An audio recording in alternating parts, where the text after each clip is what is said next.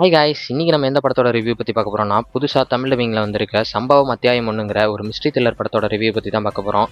எனக்கு மட்டும்தான் இப்படி தோணுதா என்னன்னு தெரியல. மலையாள சினிமா, மலையாள ஸ்டோரி அண்ட் மலையாள ஸ்க்ரீன் பிளேனாலே ஒன் ஆஃப் தி பெஸ்ட்டாகவே இருக்குது. எப்பயுமே மலையாள சினிமாவில் story wise, screenplay wise நல்லாவே பண்ணியிருப்பாங்க. அவங்க ஸ்டோரி எலவேட் பண்ணுற விதமாக இருக்கட்டும், ஸ்க்ரீன் பிளே பண்ணுற விதமாக இருக்கட்டும், எல்லாமே சூப்பராக இருக்கும். என்னதான் ஸ்டோரி எப்பவுமே ஸ்லோவாக இருந்தாலும் அவங்க முடிக்கிற விதம் அண்ட் அவங்க எலவேட் பண்ணுற சீன்ஸ் எல்லாமே சூப்பராக இருக்கும். அப்படிதான் இப்போவும் அந்த படம் வெளியே வந்திருக்கு. அந்த படம் தான் சம்பவம் அத்தியாயம் 1. இது ஒரு மிஸ்ட்ரி த்ரில்லர் மூவி.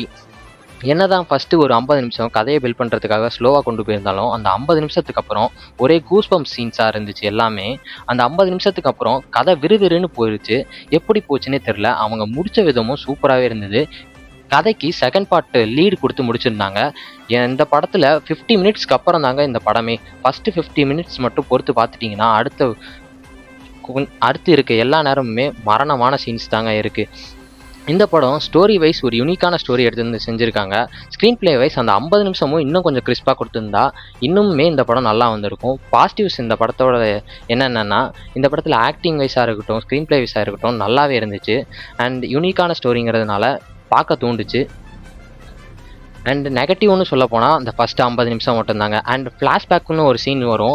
அந்த சீனை இன்னும் கொஞ்சம் நல்லாவே கொண்டு போயிருந்துக்கலாம்னு எனக்கு தோணுச்சு. அண்ட் மித்தபடி பார்த்தீங்கன்னா இது one of the finest movie and greatest movie of all டைமாக இருக்கலாம். மலையாள சினிமாவை எப்போவுமே நீங்கள் ஹைலி ரேட் பண்ணலாம். அப்படிப்பட்ட இது ஒரு படம் தான் இந்த படம். செக் அவுட் பண்ணி